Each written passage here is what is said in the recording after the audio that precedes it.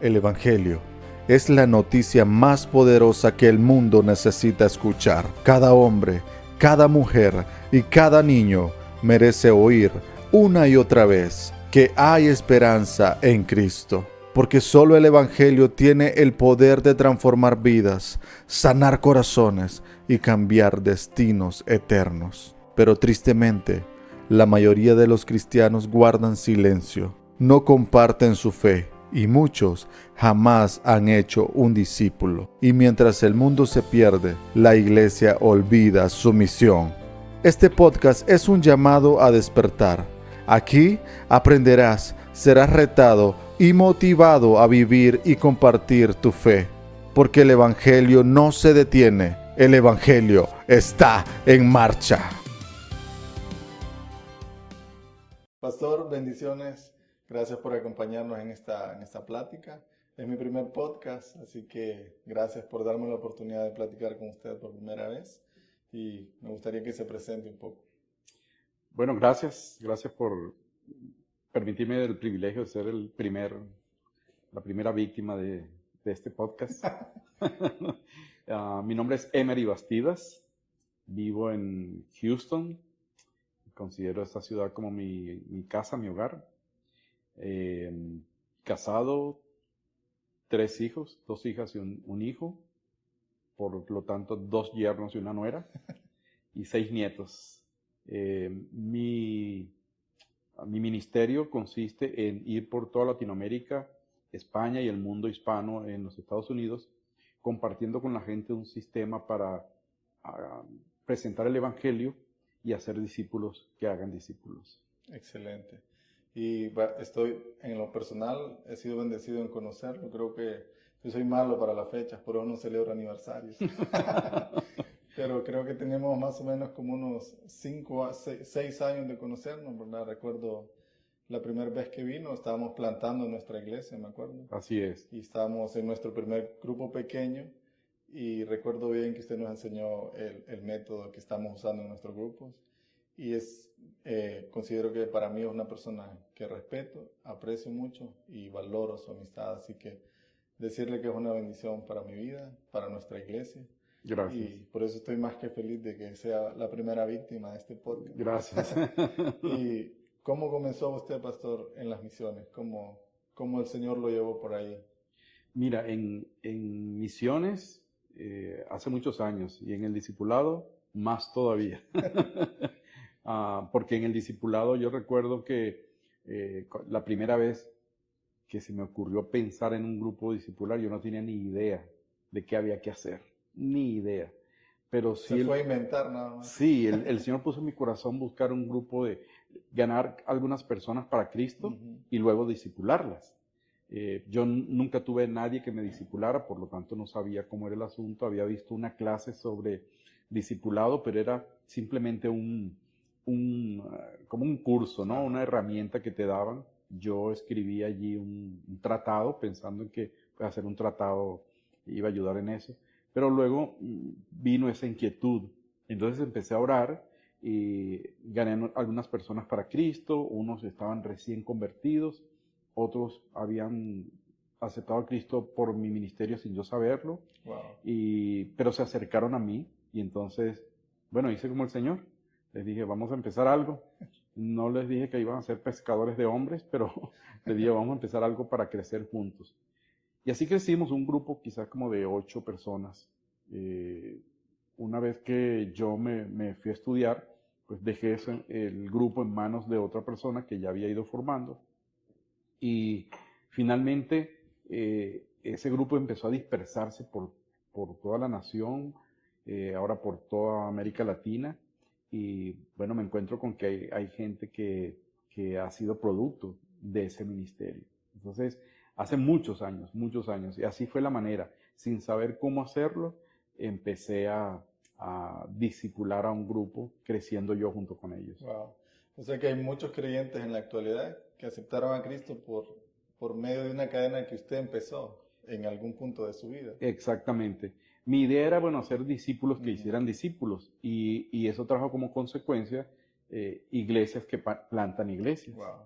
Entonces, perdí de vista cuántas generaciones ya hay de iglesias, porque fue curioso, esta gente con los que empecé vivía en una zona bien limitada de recursos, ¿no? Gente, llamaremos pobre, pero realmente la limitante eran los recursos, pero no eran pobres en espíritu. Entonces, de allí, a raíz de su contacto con el Evangelio, empezaron a aspirar a vivir mejor ellos y sus familias, y empezaron a salir de ese lugar. Entonces dejaron la iglesia fundada allí y empezaron a salir a otros lugares, a otras ciudades, algunos por trabajo, y en esos lugares fundaron iglesias. Wow. Por eso te digo que perdí la cuenta de saber cuántas iglesias se han fundado de esa manera y cuántos discípulos. He conocido quinta, sexta generación de discípulos partiendo de esa primera experiencia, pero me imagino que eso sigue caminando, porque una vez que eso está en el ADN del nuevo convertido, eso va a seguir funcionando así. Va a ser discípulos que hacen discípulos hasta que no quede en ningún lugar sin alcanzar. Wow. Y es cierto, porque me encanta escuchar que se fueron a otro lugar y plantaron una iglesia. No es que se fueron y ya todo se acabó. Y eso me hace pensar en lo que se reproduce realmente, que es lo sencillo, ¿verdad? Así Cuando es. usted les dice, vamos a hacer algo, Jesús no les dijo, vamos a conquistar el mundo, van a llegar a todo el planeta, solo les dijo, los voy a hacer pescadores de hombres. ¿Cierto o no que a veces por querer parecer muy intelectuales, le metemos miedo a la gente más bien y no hacemos que se multipliquen? Lo sencillo es lo que se multiplica y justo así nos ha enseñado usted. Sí. Las características de cualquier programa de discipulado tienen que ser sencillo, reproducible, para que pueda repetirse. Obviamente, mi base bíblica para todo esto está en Mateo 28, 18 al 20, donde el Señor nos insta a ser discípulos y nos da dos elementos que debe considerar cualquiera que hace discípulo. Uno es que los bautice, y lo segundo es que los enseña a obedecer todo lo que el Señor ha mandado. Cuando eso se siembra en el ADN de un nuevo discípulo, él va a hacer lo mismo con el próximo discípulo. Y van a permanecer en el tiempo, que es lo importante. De hecho, tengo una anécdota interesante, reciente, que me pasó reciente. Yo estaba en Argentina, entrenando personas allá, y una persona allá en Argentina me dijo, me contó una historia. Su hermana está recibiendo clases en un seminario y el profesor de evangelismo y discipulado en el seminario él les dijo varias veces que lo que él había aprendido al inicio acerca del discipulado lo había aprendido de mí. Entonces, al mencionarme, la persona escuchó el nombre y él lo dijo varias veces, en varias clases me mencionó.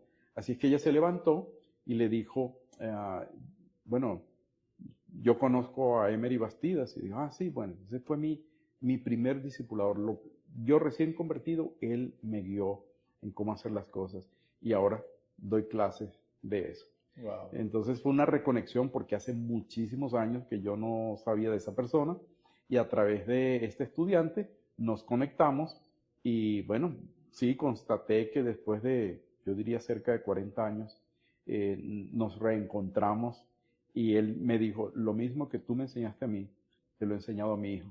Así que me gustaría que conocieras a mi hijo para que él sepa de dónde vienen los principios que estamos usando durante toda la vida. ¡Wow! ¡Qué hermoso! Es precioso, impactante. ¿Cómo se sintió en ese momento? Porque me imagino que fue gratificante. Sí, sí. Pues lo primero, agradecimiento a Dios realmente, porque es algo que tú no esperas que suceda, ¿no? En el principio, cuando comienzas, algo que tú no esperas que suceda, y ver que casi 40 años después un discípulo tuyo está enseñando, discipulado en un seminario, pues es algo que llena de gratitud al Señor primeramente. Claro. Y es como eso forma como el combustible para servir también uno, ¿verdad? Ver el fruto del trabajo de uno. Sí. Porque muchas veces uno se frustra porque no ve el resultado, no ve el fruto, pero porque lo estamos haciendo complicado. Exacto. Y creo que lo importante es, como usted lo dice, hacerlo sencillo para que sea reproducible. Sí. Y que cualquier persona, yo te puedo contar tantas historias en esto que yo he vivido personalmente, no es que nadie me las ha contado, sino historias reales, verídicas, que a mí me han sucedido.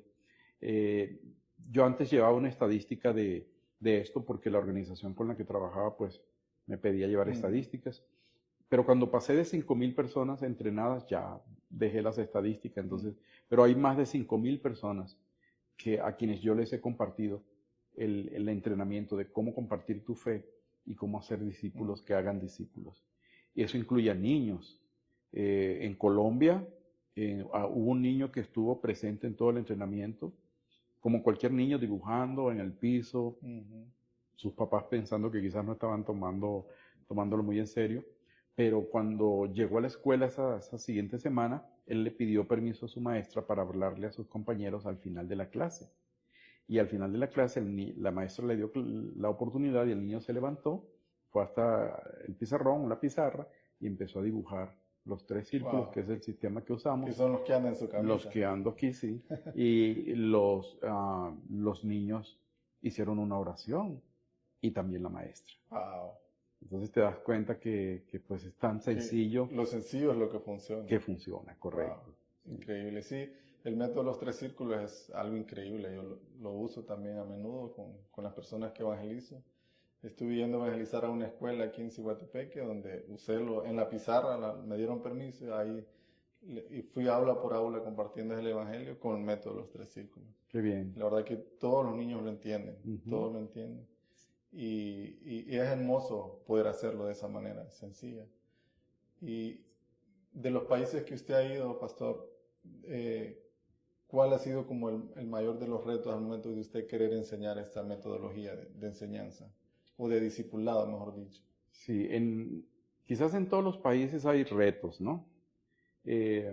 Yo quizás redirigiría la pregunta no tanto a los países, sino a las personas. ¿Quiénes son los más? Al final son las personas. Sí, ¿quiénes son los más difíciles?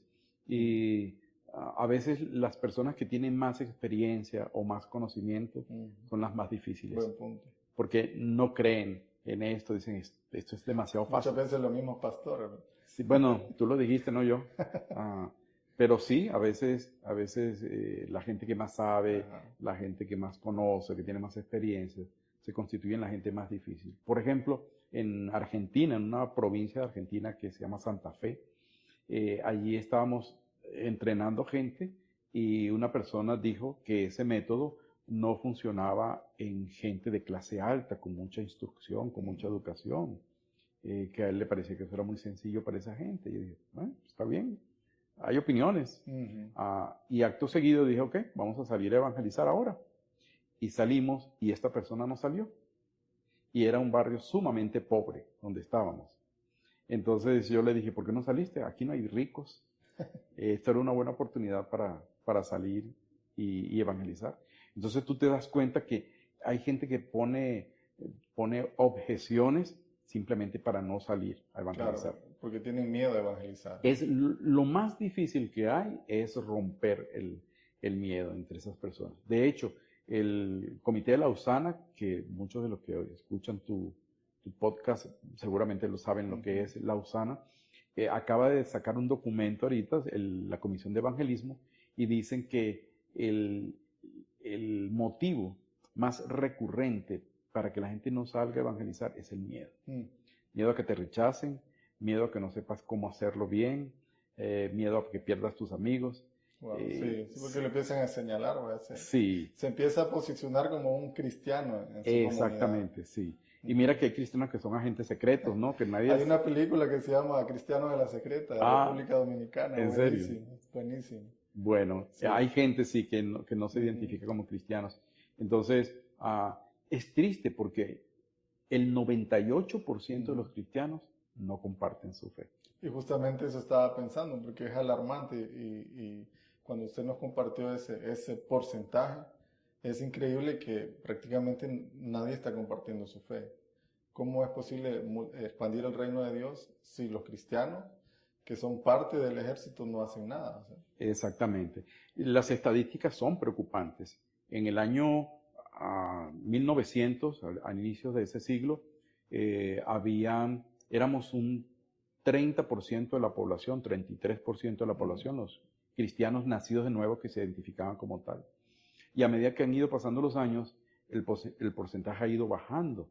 De hecho, en el 2007, no tengo exactamente las cifras, pero en el 2007 creo que ya habían 5.000 personas o algo así, 5.000 millones de personas, y solamente éramos el 30%. Ahora uno puede decir, bueno, no era tan distinto el 30 al 33. El problema es la cantidad de gente que había. Claro. El índice de natalidad era impresionante, la población se había multiplicado. Claro. Ese porcentaje ahora son muchas más personas. Exactamente. Y algo preocupante es que si las cosas siguen como van, los musulmanes van a ser la religión más grande en el año 2050. Y para el 2050 nos falta mucho. Faltan 25 años, 24 realmente. Los que tiene usted. Los que tengo yo, sí, viviendo en otra parte. Entonces, es preocupante porque es la iglesia quien no está haciendo su trabajo. ¿Cuándo cambió esto? ¿Cuándo empezamos a ver que se detenía ese deterioro y empezamos a subir un poquito? Cuando aparecen los movimientos de plantación de iglesia y los movimientos discipulares. Eso fue más o menos en el año 87. Y hay toda una historia interesante detrás de eso, porque esto empezó simultáneamente en varios lugares. Por ejemplo, en India, creo que Victor Young fue el primero que comenzó con esto, un indio preocupado, con pasión por las almas, pero veía que nadie se convertía. Y de pronto empezó a utilizar estos procesos de discipular a personas y que esas mismas personas evangelizaran y discipularan a otros. Y entonces la situación empezó a cambiar. En otra parte de India, en otra zona de India también pasó con un hombre llamado Kumar. Menciono el nombre porque es un nombre común allá. Kumar venía de una familia de constructores de templos de su religión.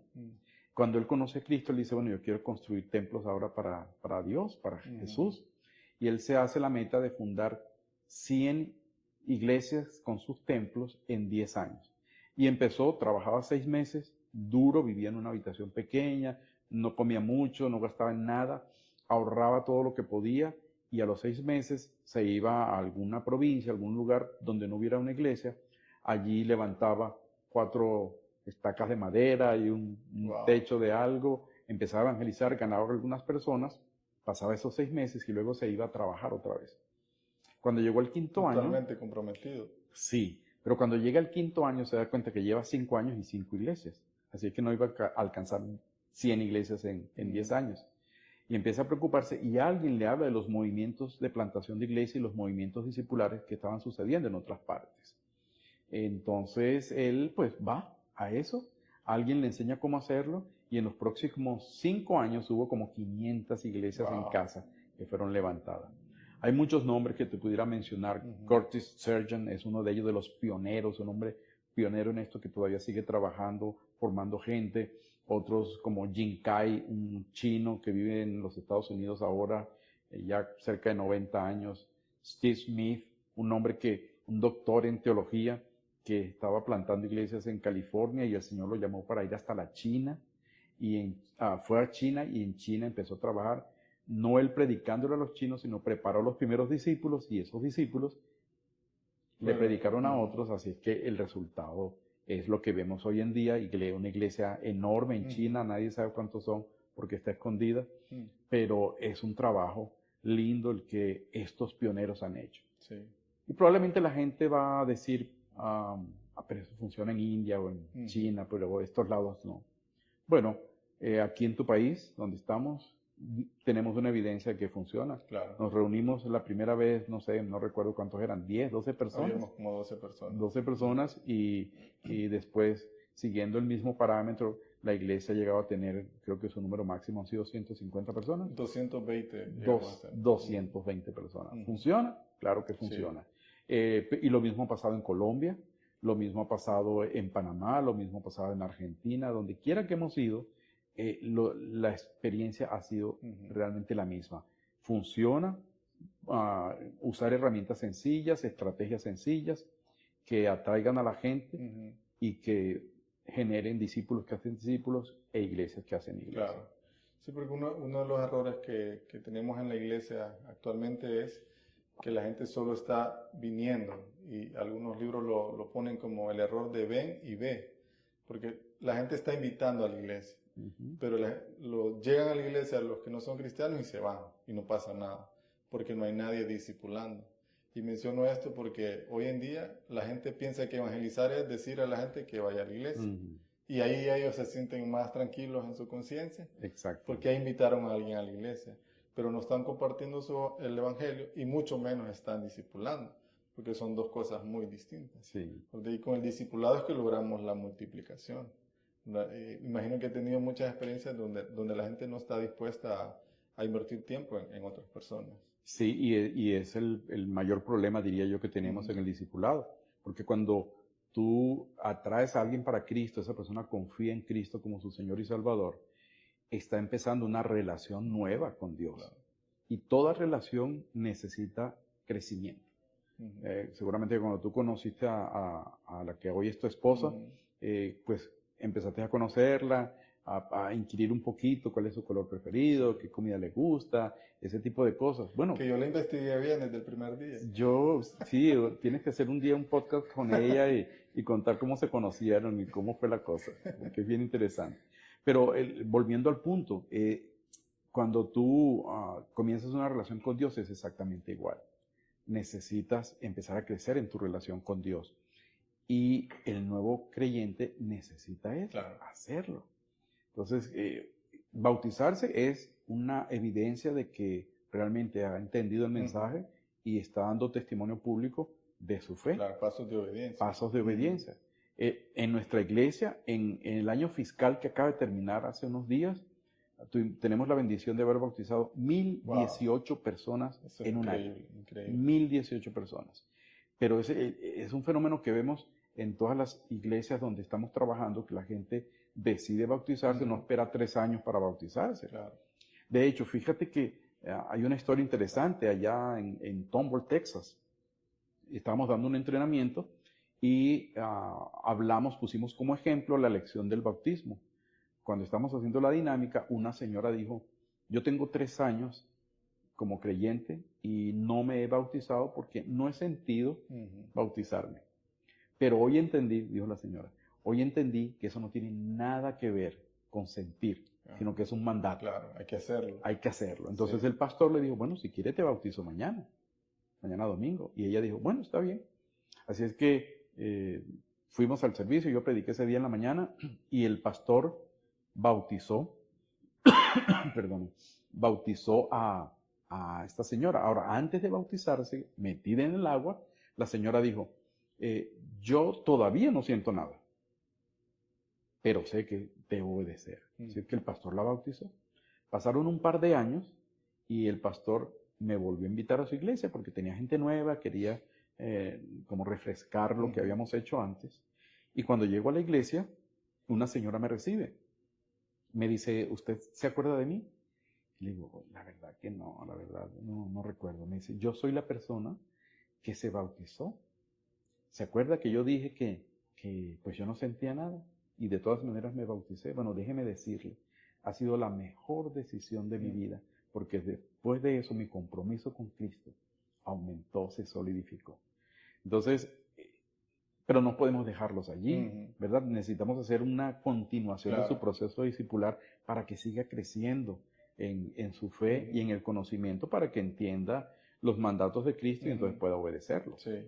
Y eso es lo que me encanta del material, aunque no hemos hablado mucho de eso, pero el material que usamos es tan práctico que cualquier persona lo entiende, un niño lo entiende. Entonces ellos al entenderlo fácil, lo multiplican fácil. Porque me encanta de que no tienen que esperar un año para enseñárselo a otra persona. La primera lección que yo le enseño ya lo puede enseñar a alguien más. Y así es que se logra la multiplicación y el movimiento. A veces en las iglesias esperamos a que la persona pase 2 años de prueba a ver si es cierto que es cristiano o no, para ya nosotros ponerlo a trabajar. Y es un error, detenemos más bien el progreso. Tremendo error, porque mira, el arma más poderosa en contra de las tinieblas es un nuevo creyente. Amén. porque ese se convierte en la pistola más rápida del oeste. Él, a quien ve quiere compartirles su nueva experiencia. Ajá. Romanos, segunda a los Corintios, quiero decir, capítulo 5, versículos 17 al 20 dice que somos nuevas criaturas, pero el versículo 20 dice que somos embajadores. Entonces un embajador anda proclamando a su país. Bueno, un nuevo creyente es un embajador perfecto. Si nosotros le limitamos al principio que él comparta su fe porque no sabe cómo hacerlo, estamos coartándole y al final vamos a generar a un mudo, un cristiano mudo, un cristiano que no produce, que no se reproduce. Claro. En cambio, si hacemos lo contrario, por ejemplo, ¿qué hacemos nosotros? Le compartimos el mensaje a la persona acepta a Cristo, llegamos al siguiente día, 1 o 2 días después, porque no deben pasar más de 48 horas después que la persona confíe en Cristo como su Señor y Salvador. Entonces, en ese tiempo, a término de ese tiempo, le enseñamos, lo primero que le enseñamos es cómo compartir su fe. Mira, esto fue lo que yo te compartí y tú aceptaste a Cristo. Apréndetelo, ahora dilo tú, ahora yo. Y cuando ya lo sabe, sale de ahí, tú le dices, compártelo con alguien de tu familia. Y lo van a hacer. Va a salir de ahí y se lo va a compartir. Están con el arma cargada. Exactamente, lo va a hacer. Si es casado, lo va a hacer con la esposa. Si es soltera, lo va a hacer con el novio. Lo hacen hasta en la cárcel. Ministerios que trabajan en la cárcel con este mismo sistema lo comparten y los reclusos empiezan a compartirlo con otras personas dentro de la cárcel. Pero es la sencillez, la capacidad de reproducirlo es lo que hace que el nuevo creyente pueda de inmediato empezar a compartir su fe. Entonces es algo natural para él desde que nace espiritualmente y él se lo va a compartir a otros y como tú decías, la lección que tú le das a ese nuevo creyente hoy, él se la puede dar más tarde o mañana a la persona a quien le compartió el evangelio. Entonces son discípulos que hacen discípulos que hacen discípulos. Exacto. Creo que uno de los errores también que pueden ocurrir es que como yo les estoy dando mucho tiempo, los estoy poniendo como que ellos tienen que estar arriba en nivel espiritual y en nivel, cualquier tipo de nivel que quieran mencionar, de las demás personas. Entonces corremos el riesgo de criar fariseos que miren a la gente para abajo y que ya no quieran relacionarse con pecadores cuando seguimos siendo pecadores. Sí. Entonces el hecho de llevarlos a ellos a estar con la gente desde el inicio, les enseña a amar y a llevarlos a la reconciliación con Cristo, que es uno de los pasajes favoritos para mí, el 2 Corintios 5, 18, ¿verdad? Que hemos sido reconciliados con Cristo y Él nos ha dado el ministerio de la reconciliación. Y a veces la gente piensa que solo puede servir dentro de la iglesia. Normalmente cuando uno se conecta con alguien, se conoce con alguien y le dice, ¿vas a la iglesia? Sí. ¿Y estás sirviendo? Sí. ¿En qué estás sirviendo? No, en la alabanza. No, con los niños. Pero fuera de la iglesia no hay nada. Muchas veces yo le digo a la gente que discipulamos, su ministerio no está aquí, está afuera, reconciliando a la gente con Cristo. Correcto. Y ese es el movimiento que se genera cuando llevamos a los nuevos creyentes a compartir su fe. Exacto. Sí. Sí, otra vez, si se acostumbra desde niño espiritual, eso va a ser su comportamiento todo el tiempo. Lo natural. Algunas personas dicen, bueno, pero es que yo no tengo amigos no cristianos, ¿no? Y es un hecho que cuando alguien conoce a Cristo, después de 2 años de haber confiado en Cristo como su Señor y Salvador, después de esos 2 años ya no tiene amigos. ¿Por qué? Porque pues ya no vamos a los sitios donde íbamos antes, ya no hacemos lo que hacíamos antes, todas esas cosas, nuestra vida ha cambiado. Y sí, es cierto que vamos a perder bastante de nuestro entorno, de nuestra esfera de influencia, pero se han generado otra esfera de influencia. Entonces tenemos al hombre que nos corta el cabello, o a la señora que les hace las uñas, o al que les vende las verduras o la carne. Esa gente está en nuestra esfera de influencia, es la gente a la que podemos tocar con el evangelio. Y como el método es bien sencillo y reproducible, si tú estás en una cafetería, en un restaurante, y quieres compartir el evangelio a alguien, solamente necesitas un lápiz y la servilleta que estás usando para mostrarle cómo compartir su fe con otra persona.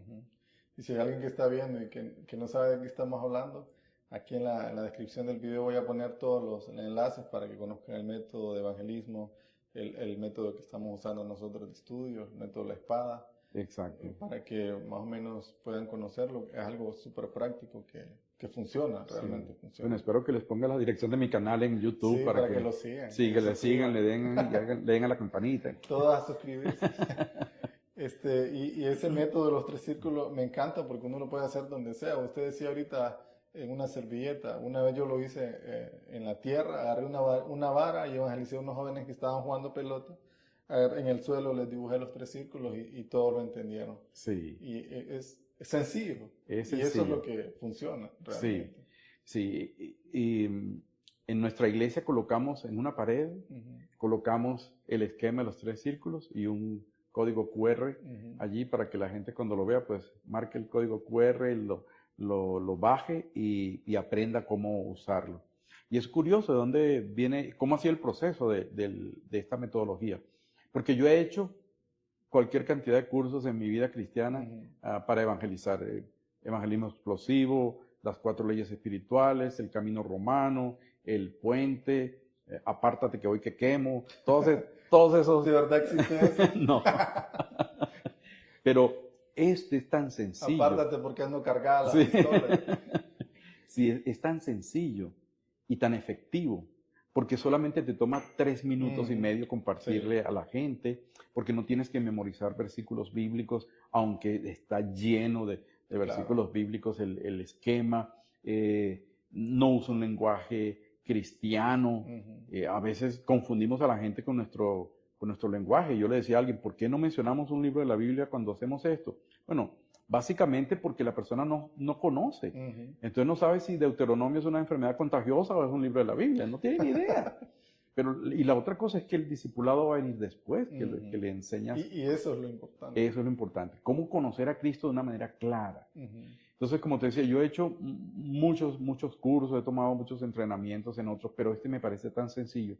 Y este método surge de un pastor en Florida, Estados Unidos. El pastor estaba buscando una manera sencilla de compartir el evangelio. El pastor Jimmy estaba buscando eso. Y lo compartió en su iglesia y ahí empezó a compartirse en otras partes. Nosotros empezamos a usar el método y nos dimos cuenta que había algo interesante. En los videos más antiguos de esto, que no tiene tanto tiempo, pero los videos más viejos, la metodología comienza por el primer círculo, el círculo de que Dios creó un diseño perfecto. Pero hay gente que te dice, de Dios, no me interesa, gracias. Entonces decidimos empezar por el segundo círculo, por el que vivimos en un mundo destrozado, destruido, fracturado, y la gente se identifica con eso, porque dice, sí es cierto, yo vivo ahí. Cuando le dices, fíjate las noticias de ayer, un niño empezó a disparar en su escuela, y dice, sí es cierto, allí estamos viviendo. Entonces lo identificas primero con la realidad, luego le hablas de Dios y el plan de Dios para salvación a través de Jesucristo. En el plan, como ustedes lo van a ver, al pecado lo llamamos pecado, a Cristo lo llamamos Señor, todo lo que la Biblia dice, no escondemos los conceptos, pero los presentamos de una manera tan clara que la gente puede entenderlo y tomar una decisión. Alguien dijo que las estadísticas muestran que para que una persona tome una decisión por Cristo, a favor o en contra, es decir, diga si lo sigo o no lo sigo, necesita al menos 7 contactos con el Evangelio. Que le predique 7 veces a la misma persona. Y finalmente va tomando una decisión. Y bueno, esto nos ayuda a ser quizás uno de los mejores métodos porque es corto, es sencillo. Entonces, si la gente anda por ahí cerca de sus 7 contactos, probablemente Dios va a usar esta herramienta. No es inspirada, lo sabemos, no es que está en la Biblia, pero ha sido tan útil que no dudamos para nada en recomendarlo. Y que la herramienta funciona como un gancho para luego discipular a las personas. Exactamente. Porque si solo nos quedamos en la herramienta, la persona queda en el aire todavía. Sí. Pero una vez que lo llevamos a la palabra, ahí viene la libertad para ellos. El Espíritu Santo, si es su voluntad, los trae al convencimiento de pecado y a la salvación, que es lo más importante. Sí, y eso que tú acabas de decir es importante porque a veces le presentamos el Evangelio a una persona, la persona hace la oración y sabemos que hacer la oración no es una garantía, pero por lo menos es la puerta abierta porque está entendiendo el mensaje. Como el contrato para ir a buscarlo. Exactamente. Pero si después de eso no le damos nada más, le hacemos un daño terrible a la persona. Porque la próxima vez que alguien se le acerque para compartir el Evangelio, le va a decir, no, ya yo hice esa oración. Claro. Y Ya, si eso es todo lo que hay que hacer, ya yo lo hice. ya está salvo. Exactamente. Sí. Entonces no entiende que hay que llevar fruto, como dice Juan capítulo 15, que hay que llevar fruto, que el que dice que le ama debe andar como el anduvo, que del que si le amas tienes que guardar sus mandamientos. Entonces eso es lo que está en el proceso de crecimiento.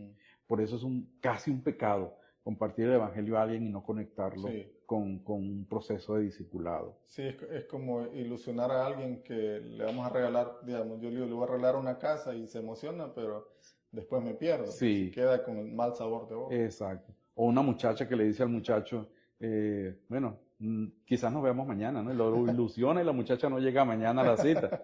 Terrible. Terrible. Entonces, pues no debemos generar eso porque es le causamos un problema espiritual. Claro, y una barrera para las siguientes personas que vengan Exactamente. a querer abordarlo. Sí.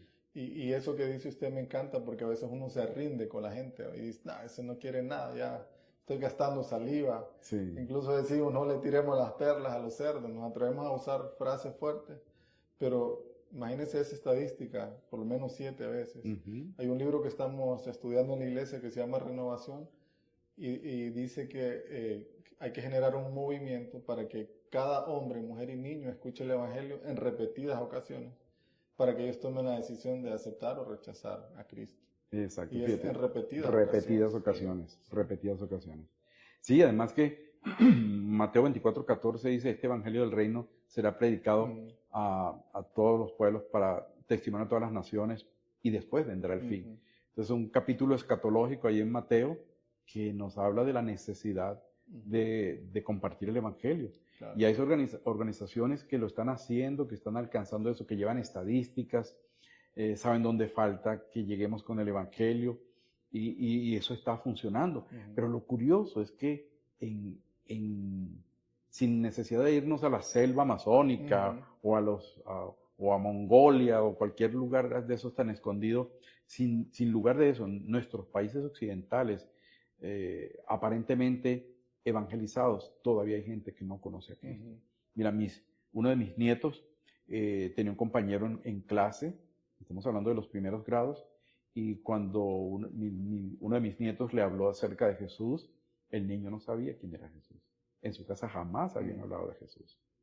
Y hoy en día en los Estados Unidos, que no se puede hablar con libertad en las escuelas, que no te dejan leer la Biblia en público, ese tipo de cosas, es decir, un país donde realmente hay persecución y un campo misionero en el cual podemos trabajar, se hace necesaria la extensión del Evangelio, la predicación del Evangelio con métodos sencillos que cualquiera pueda entender. Claro, y sin necesidad de un edificio gigante y logística, que una vez usted nos compartió algo de eso, no recuerdo bien cómo era, pero estaba el cuadro grande externo donde era el edificio, las pantallas y todo lo demás, y un cuadro más pequeño al centro descuidado, porque no estamos enfocando nuestro esfuerzo en la gente y en el discipulado y en los grupos pequeños. Sí, bueno, te lo recuerdo, pregunta de examen. Lo de adentro es el triángulo, el triángulo del discípulo, que muestra lo que Dios está esperando de todo ser humano. Dice, amar a Dios como a sí mismo. Y amar, y amar al prójimo, amar a Dios con todo lo que eres y amar al prójimo como a ti mismo. Ese es el gran mandamiento, así lo conocemos, el gran mandamiento. Y la gran comisión que es hacer discípulos. Entonces ese es el triángulo y cada uno de los ángulos es amar a Dios, amar al prójimo y hacer discípulos. Y la iglesia debería enfocarse en eso. Eso es lo que yo le enseño a los plantadores de iglesias de nuestra denominación. Les digo, si ustedes quieren plantar iglesias, no empiecen por fuera, empiecen por estas 3 cosas que son el ADN del discípulo. Nosotros hemos estado pensando en el recuadro de afuera, que para recordarlos, las 4 palabras comienzan por P, propiedades, programas, personal y presupuesto. Entonces, cuando queremos fundar una iglesia, estamos pensando en eso. Oye, bueno, y tenemos presupuesto para pagarle al músico, al pastor, y bueno, y si compramos o rentamos este lugar, siempre pensamos en estas 4 cosas, ¿no? ¿Qué programa tengo puedo desarrollar para captar gente? Y generalmente es gente traerla, como tú dijiste, Sí. no salir a buscarlas. Si logramos el equilibrio para ocuparnos primero del triángulo, las cosas externas, esas cuatro del rectángulo o del cuadrado, van a aparecer. Exacto. Van a aparecer. Y de forma natural. Sí. Curtis Sergeant dijo, donde tengas discípulos, vas a tener iglesias. Pero no necesariamente donde tengas iglesias, vas a tener discípulos. Fuerte. Sí, entonces necesitamos hacer discípulos porque ellos son los que van a plantar la iglesia, Claro. los que van a traer la iglesia nueva. Sí, y es como llevar a la gente a tener una relación profunda con Dios para que puedan representarlo correctamente y así alcanzar a todas las personas a su alrededor, que son los que van a hacer crecer a la iglesia al fin de cuentas. Sí, ¿Verdad? pero llevarlos a esa profundidad mientras están compartiendo Claro, su fe. a la vez. Sí, a la vez. sí, es algo que va en paralelo. Sí. No esperar. Sí, correcto, estoy de acuerdo. Sí, porque a veces tenemos el ojo crítico de que no manchen la imagen de la iglesia, que la gente no diga, ay, ese va a tal iglesia, pero no estamos pensando en la persona ni en el reino, estamos pensando en nuestra iglesia, en nuestro rótulo, y detenemos el progreso más bien del reino. Y es un error que debemos de evitar. Sí. Fíjate que hay en Lucas 10 es donde se mencionan la persona de paz. Es esa persona que tiene ciertas características. Entre ellas está el que recibe el mensaje. Son las tres características, comienzan por la letra R. Me gusta hacer esas cosas como para recordarlo, porque ya a mi edad, tú sabes, uno empieza a olvidar cosas. Pero esa persona recibe el mensaje, es receptivo al mensaje. La segunda cosa es que tiene relaciones, tiene familia, tiene amigos, tiene conocidos. Y la tercera es que tiene reputación. ¿Por qué menciono esta de último? Por lo que tú acabas de decir, porque a veces uno dice, bueno, ¿qué?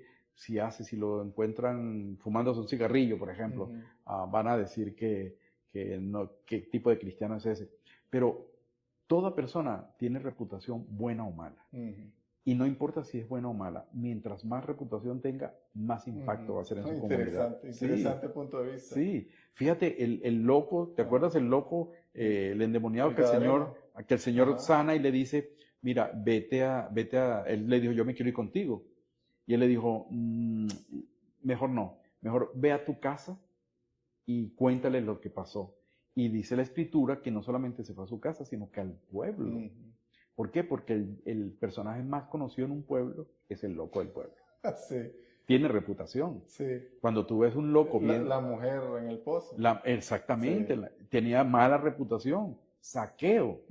Tenía mala reputación. Mateo. O sea, tú ves que en la Biblia hay gente que tenía mala reputación, que impactaron la vida de la gente porque vieron cómo es que este cambió de tal forma que ahora es distinto, o esta cambió de tal forma que ahora es distinta. Y que empezaron a proclamar inmediatamente, ¿no? Inmediatamente. Entonces, esas son tres características que tenemos que aprovechar en una persona una vez que les compartimos el Evangelio, que es receptivo al mensaje, que tiene relaciones en su esfera de influencia y que tiene reputación buena o mala. Porque si la tiene buena, igual va a pasar.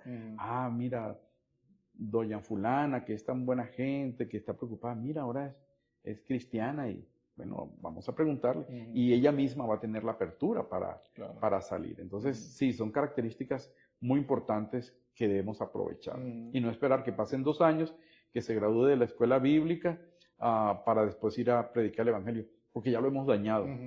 Ya le hemos apagado la luz. Ya le hemos, exactamente. Y me encanta ese pasaje donde Jesús dice, nadie enciende una vela para luego taparla. Exactamente. No tiene lógica. Sí. Si ya la luz está encendida, que empiece a brillar inmediatamente. Fíjate que nos pasó una vez en una ciudad en Santiago del Estero, en Rafaela, la provincia, creo que es Santiago del Estero, allá en Argentina.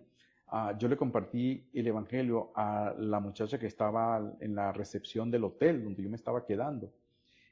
Pero yo trato de tener cuidado siempre que a quien le comparto el Evangelio de esa manera, conectarlo con alguien que vive ahí de la localidad, de la iglesia.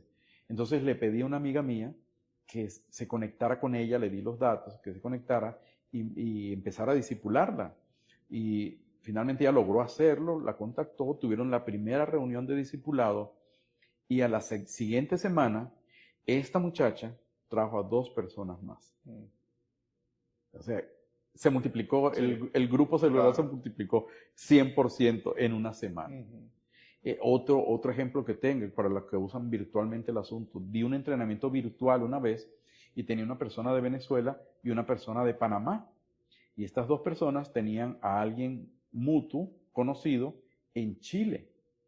Entonces ellas 2 les dijeron, ¿por qué no hablamos? Ya que conocemos a la misma persona, vamos a hablar con ella, vamos a tener un estudio bíblico el próximo sábado.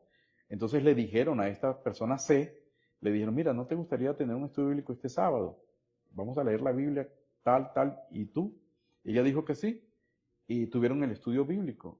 Y usaron el método de la espada, haciéndole preguntas al texto, y una vez que terminan, que cierran, esta persona C en Chile le dice, y el próximo sábado vamos a continuar esto o vamos a ver otro tema. Estas 2 no habían hablado nada de tener el próximo sábado, pero ella asumió que Ya sí. querían el otro sábado. Ya quería. Entonces empezaron. Ajá. Esta chilena tenía una amiga en Argentina y así el grupo fue creciendo. Esta chilena fue la primera que aceptó a Cristo y luego que ella acepta a Cristo empieza a buscar una iglesia y está congregándose en una iglesia aunque recibió virtualmente el evangelio. Hay otra historia que usted nos contó del muchacho en McDonald's. No sé si la quiere compartir. Sí, en Dunkin' Donuts. Dunkin' Sí, que hay que editar esto para que McDonald's no se lleve No, la... tal vez los 2 nos pagan. Sí, sí, este amigo fue a Dunkin' Donuts a comprarse su café y su dona. Yo siempre digo el típico desayuno americano. Y había una persona sentada en una silla y él se le acercó y empezaron a hablar. Y después de un rato él estaba compartiendo el evangelio y la persona decidió confiar en Cristo como su Señor y Salvador. Es una frase, paréntesis, que a mí me gusta usar más que aceptar a Cristo, ¿no? Así es que se quedaron a verse allí el siguiente día porque el hombre iba todos los días a Dunkin' Donuts. Entonces se encontraron el día siguiente y empezaron el discipulado. 2 o 3 semanas después, mi amigo llega a buscar su dona y su café y a seguir el discipulado, pero ve que el hombre está hablando con otra persona. Cuando se acerca, lo estaba evangelizando o lo había evangelizado y le dice, quiero presentarte fulano que acaba de confiar en Cristo como su Señor. Este hombre fue incorporado entonces al discipulado, que también es un material sencillo que usamos, y después de unas semanas tenían como 6 u 8 personas allí. Todas han ido llegando. Cuando llegan a la lección del bautismo, que es como la 6ª lección, el material que usamos, la gente dice, bueno, si está hablando del bautismo y hay que obedecer, porque es el secreto, nos queremos bautizar. Así que se fueron a la playa, se bautizaron y la iglesia siguió creciendo. Y siempre digo, la iglesia Dunkin' Donuts, que no paga renta, no paga agua, no paga electricidad, no paga nada de eso. Yo creo que él ya no le cobraban las donas. Sí. Increíble, y ahí ya estaban siendo la iglesia de Cristo, sin pensar en un templo, sin pensar en nada más, pero estaban obedeciendo los mandatos de Cristo. Exactamente. Y me hace pensar en una historia impactante. Bueno, usted estuvo en ese entrenamiento en Ceiba, me acuerdo también, hace unos años con Alan Lorenzano. Y que uno de ellos compartió, un pastor que andaba ahí compartió una historia, que él estaba bañando en la playa con otro amigo y que estaban hablando de cosas de Cristo. Y un muchacho que estaba en la playa los escuchó hablando y dijo, yo quiero aceptar a Cristo, les dijo. y entonces ellos le dijeron, sí, está bien, y oraron por ellos. Pero cuando el muchacho les pidió que lo bautizaran, ellos no quisieron, porque no eran pastores, o no estaban nombrados, no podían bautizarlo. Para la sorpresa es que al siguiente día lo ven en las noticias que lo mataron. Y ellos se negaron a bautizarlo. Esa historia a mí me marcó, porque a veces pensamos que solo X persona puede bautizar.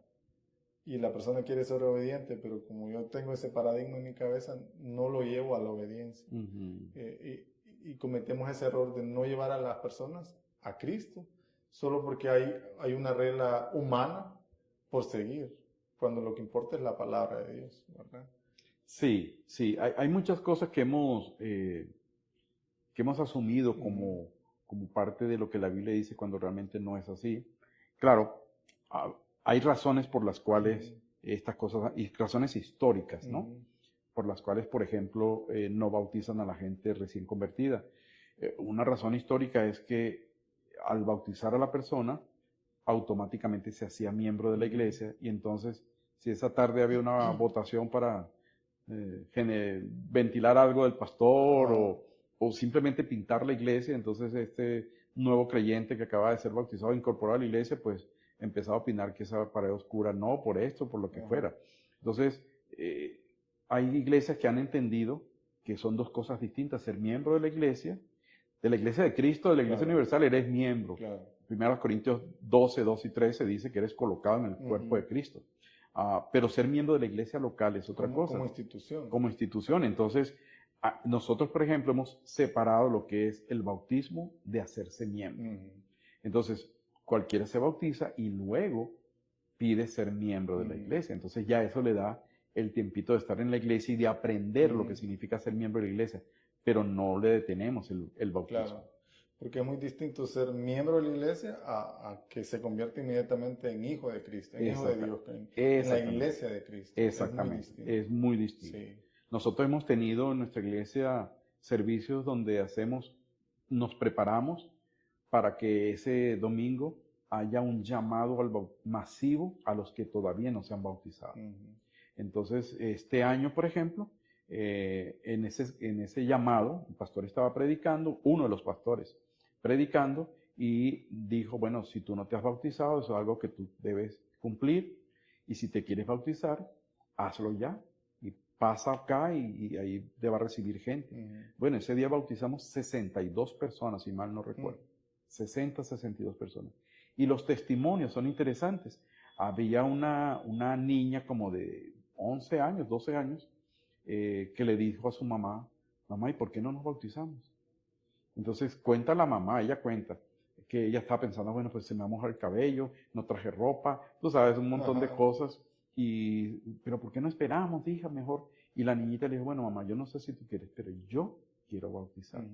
Entonces fue con su niña y decidieron las dos bautizarse, y otra vez la señora dijo, es la mejor decisión que yo he tomado. Recuerdo, yo estaba entre los que recibían a la gente para asegurarnos de que habían entendido el Evangelio, que habían creído en Cristo, que habían confiado en el Señor, y llegaron dos muchachos. Entonces los dos vienen porque quieren bautizarse, y uno dice, no, lo que pasa es que yo vine a la iglesia con él hoy y pues a acompañarlo nada más. Ok. Entonces, mientras le comparto otra vez el Evangelio al muchacho que se quería bautizar, para asegurarme que había entendido el mensaje, el otro estaba escuchando. Y cuando yo le digo, entonces, ¿está listo para bautizarte? Este empezó a llorar y yo también me quiero bautizar. Entonces confesó a Cristo, y los dos fueron y se bautizaron. Hacerse miembro de la iglesia, eso es posterior, eso es después, pero ya son miembros del cuerpo de Cristo y se han bautizado como un testimonio público de su fe. También que nosotros hemos dado, los que vienen de la iglesia católica vienen con la cuestión de que, bueno, es que este es un sacramento y me va a dar salvación, y hay que explicarles claramente que no es eso, es una ordenanza, no un sacramento, así que no imparte salvación, solo es un testimonio público de tu fe, que mueres para el mundo y vives para Cristo de ahora en adelante. Así es. Y es increíble llevar bueno, es un privilegio, un regalo que no merecemos, ser parte de ese trabajo del reino para que las personas vengan a Cristo, ¿verdad? Y quizás podríamos hablar toda la noche y la madrugada, pero solo me gustaría que le deje un mensaje a esas personas que son cristianos nominales, porque es la realidad. Si no compartimos nuestra fe, si no ejercemos el ministerio que Cristo nos ha dado, estamos siendo cristianos nominales. ¿Qué podría decirles ustedes a ellos para que empiecen a movilizarse en la expansión del reino? Bueno, lo primero es que hay que aceptar que no lo estamos haciendo. Eso es lo primero, porque si no reconocemos nuestro error, alguien que vea esto puede escribirte entre los comentarios y decir, no es el 98, es el 95. Por lo menos suma al comentario. Sí, pero la verdad es que basta ver la iglesia. Basta ver la iglesia, basta preguntarle a la gente, ¿cuántos has evangelizado esta semana? Pregunte, si alguien tiene dudas, pregunte en su iglesia, ¿cuántos evangelizaste esta semana? ¿Cuántos evangelizaste? Extiéndelo un poco, pregunta, ¿cuántos has evangelizado este mes? Y te va a sorprender la respuesta. Yo recuerdo un pastor en una ciudad, que no digo para proteger a los inocentes, y cualquier similitud con la realidad es pura coincidencia. De esos no hay en Honduras. De esos no hay en toda América Latina, ni en el mundo hispano. Este pastor estaba tomando el entrenamiento con un montón de gente de su iglesia y de otras iglesias, eran varias iglesias. Y salimos a evangelizar, porque es lo que hacemos, salimos. Y nos tocó en la repartición a él y a mí juntos. Entonces salimos, yo evangelicé el primero y me dijo que no. Y le dije, ¿estás listo para evangelizar el siguiente? Y me dijo, hazlo tú otra vez, para estar seguro. Entonces yo evangelicé a la segunda persona, tampoco aceptó a Cristo. Le dije, ¿listo? Me dijo, sí. Encontramos una persona que estaba ahí, él la evangelizó y la persona aceptó a Cristo. Y ellos estaban orando para comenzar una iglesia en esa ciudad. Por lo tanto, este era el primer creyente de esa nueva iglesia. Pero cuando nos regresamos, él me dijo, te voy a confesar algo. Hace como 10 años yo no evangelizaba a nadie. Me he metido tanto en la organización, en las cosas administrativas, en mi trabajo, en la iglesia, que había olvidado el gozo que da compartir el evangelio con una persona. Y que es parte de la armadura del cristiano. Exactamente. Entonces, lo primero que yo diría, volviendo a tu pregunta, es reconozcamos que no lo estamos haciendo bien, que no estamos obedeciendo la gran comisión, que fue lo último que nos dijo el Señor. Y si tuviéramos más tiempo, te mostraría que una parte de la gran comisión aparece en los 4 evangelios y aún en el libro de los Hechos. Pero primero, reconocer eso, que no estamos cumpliendo la gran comisión. Segundo, darnos cuenta que es por miedo y deslastrarnos de ese miedo. Buscar un método que sea sencillo para compartir el evangelio. Empezar a orar por nuestro círculo, nuestra esfera de influencia, para que Dios nos dé la oportunidad para compartir el evangelio con ellos. Recordar que es parte de nuestra identidad.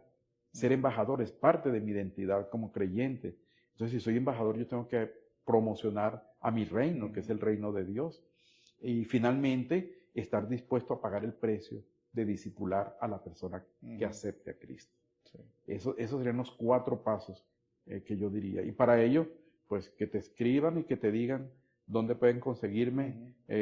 Yo estoy dispuesto a ir a casi cualquier parte, no a cualquier parte, pero cada iglesia, ayudar, levantar los fondos para para que la iglesia se entrene, se capacite, para saber cómo hacer discípulos que hagan discípulos y cómo plantar iglesias que planten iglesias. Y que eso revolucionaría el mundo, porque si los cristianos están dormidos, no hay nada pasando positivo en el mundo, solo cosas malas. Pero si empezamos a movilizarnos, empiezan a pasar cosas buenas, se empieza a ver la gloria de Dios y la atmósfera empieza a cambiar, porque ya es Dios que está actuando. ¿Y te acuerdas la cifra, la estadística que te di al principio?